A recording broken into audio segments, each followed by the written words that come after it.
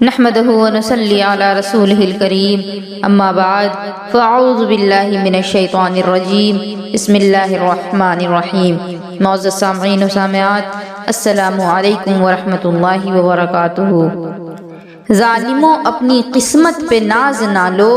ظالموں اپنی قسمت پہ ناز نہ لو، دور بدلے گا یہ وقت وقت کی بات ہے، وہ یقیناً سنے گا دعائیں ہماری، وہ یقیناً سنے گا دعائیں ہماری، کیا تمہارا خدا ہے ہمارا نہیں؟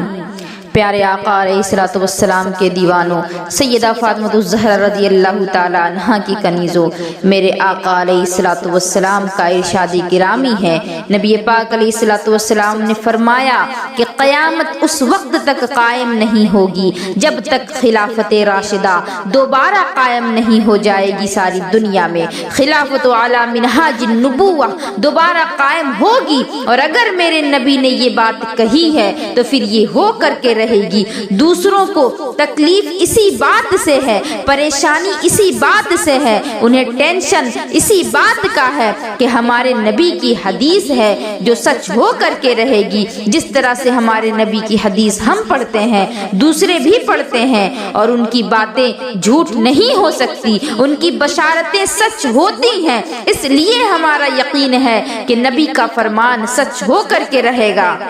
خلافت راشدہ لوٹ کر کے رہے گی۔ اس لیے تو مخالفین کی ہمیشہ یہ کوشش رہتی ہے کہ ابھی جتنے بھی مسلمان ہیں ان کو یہ بات بھلا دینی چاہیے، ان کو آپس میں لڑوانا چاہیے، کیونکہ یہ لوگ اگر آواز اٹھاتے رہے تو پھر کہیں خلافت راشدہ دوبارہ قائم نہ کروا دیں۔ آج لوگ فریڈم اسپیچ کے نام پر گالیاں دے رہے ہیں، تو میں تو اپنا اوپینین دے رہی ہوں، تجزیہ کر رہی ہوں۔ ایک بہت بڑا ملک جو کہ سپر پاور ہے، جس کے پاس اسلحے ہیں، جس کے پاس ہتھیار ہے، جس کے پاس میزائلز ہیں، جس کے پاس بوم ہے، جس کے پاس ہر ایک چیز ہے، اور دنیا بھر میں اکنامک اس کی سب سے اچھی ہے، جہاں پر لوگ جانا فخر محسوس کرتے ہیں، اتنی بڑی حکومت اور لڑتی ہے ایک بہت ہی کمزور ملک سے، جس کے معاشی حالات بھی خراب ہیں، جس کے یہاں پولیس نام کی کوئی چیز نہیں، جس کے یہاں گورنمنٹ کا کوئی نظام نہیں، جن کے یہاں فوجی نظام نہیں، جن کے یہاں کھانے پینے کے اسباب نہیں، اور اتنا غریب ملک ہے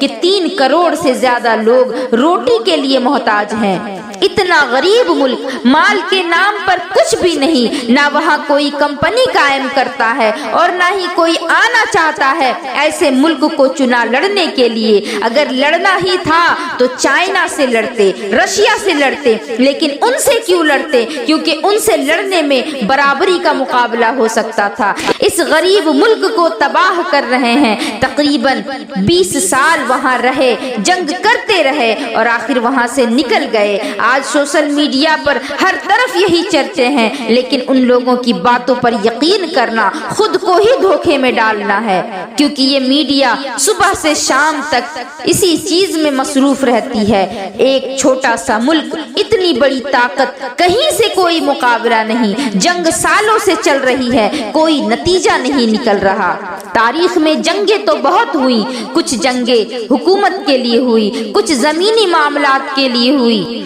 کچھ جنگیں خزانہ چرانے کے لیے، تو کوئی تیل چرانے کے لیے جنگ کرتا رہا، لیکن یہاں کیا چرانا ہے؟ یہاں ہے کیا؟ آپ غور کریں۔ میں آپ کو ایک راز کی بات بتانے جا رہی ہوں، وہ بہت بڑا سپر پاور، بہت بڑی طاقت رکھتا ہے، لیکن ایک چھوٹے سے ملک سے اس کو تکلیف ہے، تو کس بات کی تکلیف ہے میں وہ یہاں بتانا چاہوں گی، کیونکہ میرے نبی کا فرمان ہے، اور میرے نبی نے جب کہہ دیا تو یہ بات ہو کر کے رہے گی۔ ایک بہت بڑے راز سے میں پردہ اٹھانے جا رہی ہوں۔ میرے آقا علیہ الصلوۃ والسلام کی حدیث ہے کہ قیامت کے قریب خراسان سے ایک جماعت نکلے گی، اور وہ جھنڈے لہراتے ہوئے آئے گی، اور سیدھا بیت المقدس پر وہ جھنڈے گاڑ دے گی۔ یہ حدیث میرے آقا نے فرمائی ہے کہ خراسان سے ایک جماعت نکلے گی جسے دنیا کی ساری طاقتیں بھی مل کر کے روکنا چاہیں تو ان کا رستہ نہیں روک سکے گی۔ ان لوگوں کو اگر ٹینشن ہے تو اسی بات کی ہے، اور آپ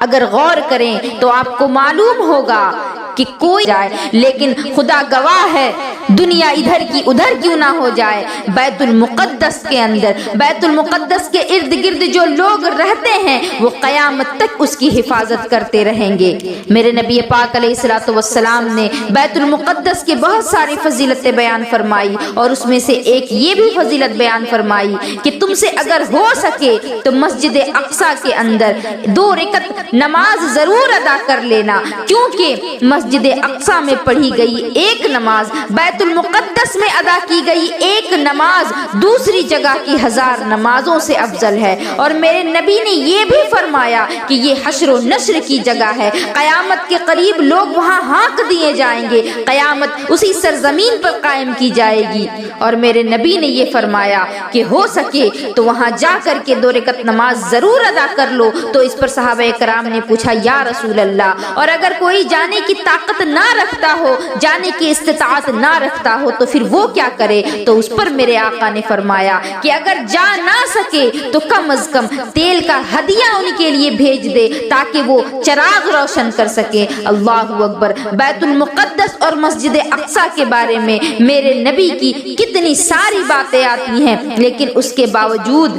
آج ہمیں ان چیزوں کی خبر ہی نہیں، آج ہم بے خبر گھوم رہے ہیں، بے خبر اپنے بستروں پر پڑے ہیں۔ بیت المقدس میں، فلسطین میں مسلمانوں کا خون بہایا جا رہا ہے، اور جہاں موقع ملتا ہے مسلمانوں کو مار دیا جاتا ہے، لیکن اس کے باوجود مسلمان اپنی آنکھوں پر پٹی ڈال کر کے گھوم رہے ہیں۔ اس کی وجہ یہ ہے کہ مسلمانوں کے دلوں میں جذبہ شہادت ابھی جگہ نہیں ہے، مسلمانوں کے دلوں میں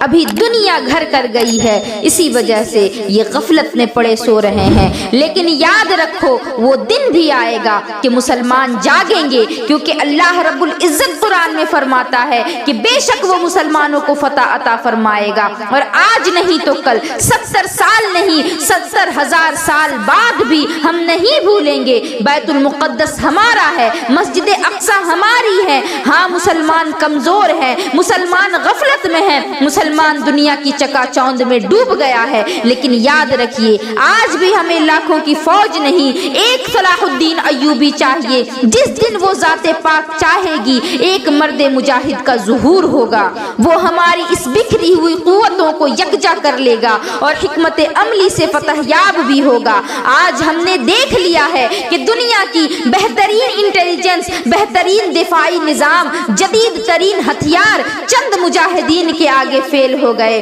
جب فتح قریب ہوگی سارے زمینی خداؤں کے نظام ختم ہو جائیں گے، فیل ہو جائیں گے، اور دنیا ششدر ہو جائے گی۔ یقین ہماری طاقت ہے، اسے مت کھوئیے۔ آج بھی شیطان کے نمائندے اسرائیل نے غزہ میں 60,000 بم برسا کر کے بے گناہوں کو، بچوں کو، بوڑھوں اور مردوں عورتوں کو، 1800 سے زائد فلسطینیوں کو شہید کر دیا، لیکن اتنی جانیں لینے کے بعد بھی شیطان کے یہ نمائندے، ان کی حیوانیت ختم نہیں ہو رہی، اور اب اسرائیلی فوج شمالی غزہ میں حماس کو بہانہ بنا بنا کر کے اس پر جنگ کرنے کے بہانے تلاش کر رہا ہے۔ وہ چاہتا ہے کہ ان کو ختم کر دیا جائے، ان کو مٹا دیا جائے، تاکہ بیت المقدس جس جگہ پر ہے اس کو توڑ کر کے وہ دوبارہ سے ہیکل سلیمانی کو بنائے، اور اپنے آنے والے مسیحا کا وہ انتظام ہضم نہیں ہو رہا۔ اور یہ بات صرف میں نہیں کر رہی بلکہ ساری دنیا کے اقوام متحدہ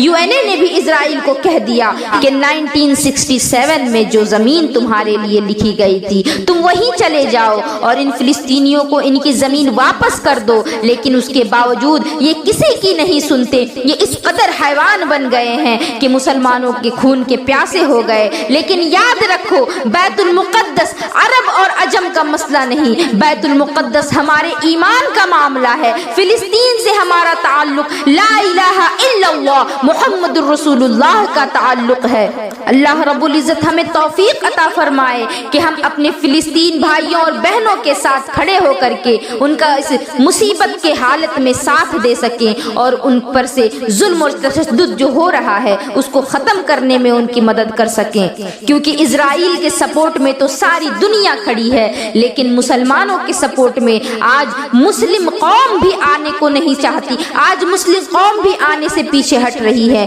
بہت مشکل سے کچھ لوگ اگر سامنے آ رہے ہیں تو وہ بھی چاہتے ہیں کہ خفیہ طور پر ان کا نام رہے اور وہ ظاہر نہ ہو سکے، لیکن جب ظلم حد سے بڑھ جاتا ہے تو کوئی نہ کوئی اللہ کا بندہ ضرور کھڑا ہوتا ہے۔ اور آج بھی جب اہل فلسطین پر اس طرح سے ظلم کیا جا رہا ہے تو مسلم قوم کی آنکھوں سے پٹی اتری ہے اور وہ اس کا ساتھ دینے کے لیے سامنے آئے ہیں، اور انہوں نے اعلان کر دیا کہ اگر تم نے فلسطین پر اور فلسطین کے مسلمانوں پر بمباری کرنا بند نہیں کیا تو پھر تم تیار رہنا ایک بہت بڑے جنگ کے لیے۔ ساری دنیا میں جہاں 5 وقت کی نماز پڑھی جاتی ہے، بیت المقدس فلسطین وہ جگہ ہے جہاں پر دن بھر میں 6 وقت کی نماز پڑھی جاتی ہے، کیونکہ ایک وقت کی نماز وہاں نماز جنازہ کی ہوتی ہے۔ اللہ اکبر، ہر دن ہر وقت مسلمانوں کا خون بہ رہا ہے، لیکن مسلمانوں کا خون کھول نہیں رہا۔ اللہ ہمیں توفیق عطا فرما کہ ہم اس ظلم کا خاتمہ کر سکیں۔ میں کہنا چاہوں گی کہ اب آپ کو ایمان مضبوط کرنے کا وقت آ چکا ہے، کیونکہ میرے نبی کا فرمان ہے اور میرے نبی کے فرمان پر یقین کر وہ وہاں امتحان دے رہے ہیں اور ہم یہاں دور رہ کر کے ان کے غم میں تڑپ رہے ہیں اور امتحان دے رہے ہیں، لیکن یہ امتحان کی گھڑی آخر گزرنے ہی والی ہے۔ قیامت کے قریب میرے نبی کا فرمان سچ ہو کر کے رہے گا، پوری دنیا دیکھے گی، اور بہت ساری روایتیں موجود ہیں۔ ایک روایت میں تو یہ آتا ہے کہ اسرائیل یعنی یہودی اپنی خود کی ایک ریاست قائم کرے گی، اور صرف 50 سال کے بعد اس ریاست کے قائم ہونے کے 50 سال کے بعد قیامت کی بڑی بڑی نشانیاں سامنے آ جائیں گی، اور اب وہ وقت آ گیا ہے، چند سالوں کی ہی بات ہے۔ ایک دن پوری دنیا دیکھ لے گی کہ بیت المقدس پر اللہ اکبر کی صدائیں گونج رہی ہوں گی، امام مہدی آئیں گے، ہر گھر میں اسلام کا پرچم لہرائے گا۔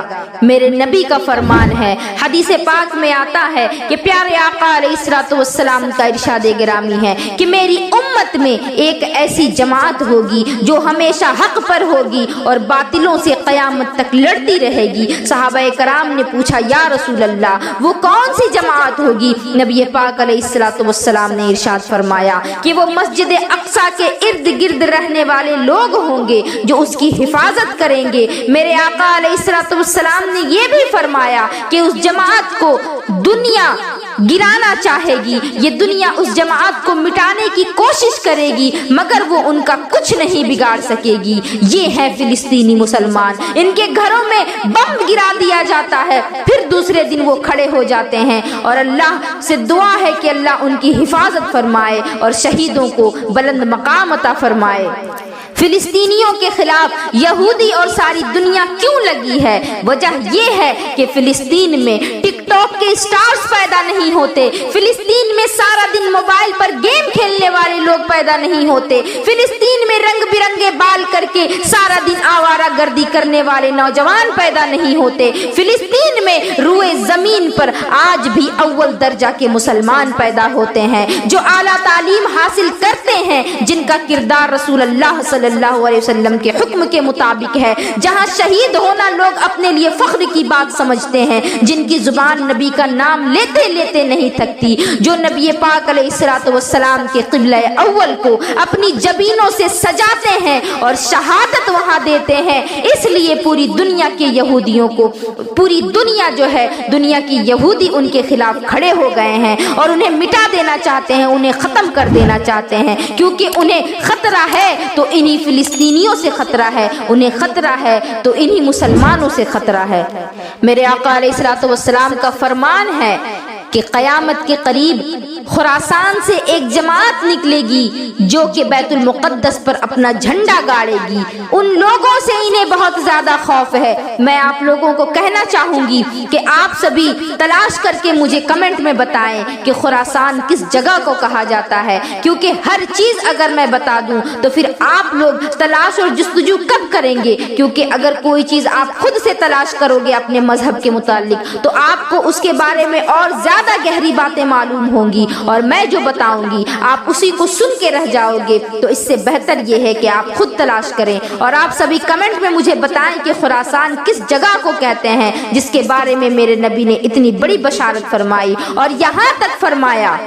کہ ساری دنیا کی طاقتیں مل کر کے بھی اگر ان کو روکنا چاہیں تو ان کا بال تک بیکا نہیں کر سکتی، اور ساری دنیا میں پھر اسلام کا پرچم لہرائے گا۔ انشاءاللہ وہ دن بھی آئے گا۔ اللہ رب العزت سے ہمیں ہر نماز میں یہ دعا کرنی چاہیے کہ اے اللہ تو فلسطین کو آزادی دے دے، فلسطین پر رحم فرما، ان کے حفاظت کرتے رہیں، اور ہمارے اندر تو بھی فلسطین کے مسلمانوں پر ظلم ہو رہا ہے، کیونکہ فلسطین میں یہودی جب آئے تھے تو ان کو زمین کا ایک چھوٹا سا ٹکڑا دیا گیا رہنے کے لیے، لیکن وہ آئے ہی تھے اس نیت سے کہ وہاں انہیں اپنی ایک ریاست قائم کرنی ہے، اور مسلمانوں سے لڑتے لڑتے جھگڑتے انہیں قتل کرتے کرتے آج نوبت یہ آ گئی ہے کہ مسلمان فلسطین میں نام کے رہ گئے ہیں، اور سارا فلسطین جو ہے آج وہ اسرائیل میں تبدیل ہو گیا ہے۔ اور آج جب ان فلسطینیوں نے اپنا حق حاصل 400 سالوں سے لے کر کے آج تک اسرائیل